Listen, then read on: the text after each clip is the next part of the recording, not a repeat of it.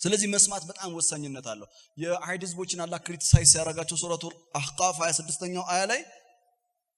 ወጀዐልና ለሁም ሰምዐን ወአብሳረን ወአፍኢደተን መስሚያን ጆሮ አሁን ቀላል ይመስላል አይደል መስሚያ ጆሮ ሰጠናቸው ሲባል ጆሮ ስላለን በቃ ቀላል ይመስላል መስሚያ ጆሮን ማያን አይንን ማስተዋያ ልቦናን ሰጠናቸው እነዚህ ሶስቱ ነገሮች ግብና አላማቸው ምንድነው ከተባለ ፊዚካል የሆነ ነገር ብቻ እንዲያዩ አይደለም ፊዚካል የሆነ ነገር ሰምቶ አይቶ ስፒሪቹዋል እንዲያረጉት ነው መንፈሳዊ እንዲያረጉት ነው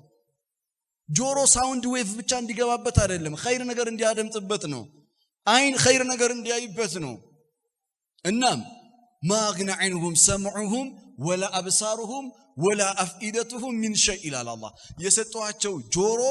አይን ልቦና ምንም አልተቀማቸውም ይላል ምንም አይገርምም ሰው በህይወቱ 60 ዓመት ሙሉ ጆሮ አይን ምናምን ኖሮት ምንም አይተቀምበታል ምንም አልተቀማቸውም ሰው የኮ ፊዚካሊ ኮ ኖሮበታል አዎ ግን እሱ አይደለም ግቡ ጆሮና አይን አምሮና ልቦና ማግናሁም መስማት በጣም መሳኝ ነገር ነው ልስማ አለው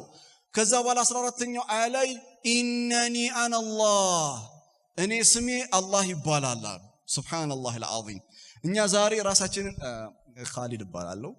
ኡስታዝ ብለ በጣራኝ በጣም ይመቸኛል ባይዘው ግን እኔ ወንድም ኻሊድ ብሎ ሲጠሩኝ ነው ደስ የሚለኝ ባይዘው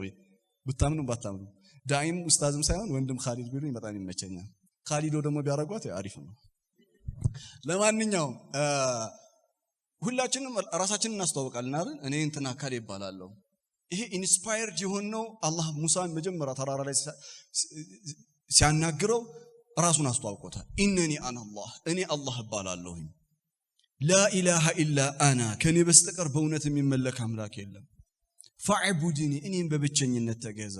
ወአቂሚ ሰላተ ሊዚክሪ እኔን ለማስታወስ ሰላትን ስገድ አለው ሁለት አያቶችን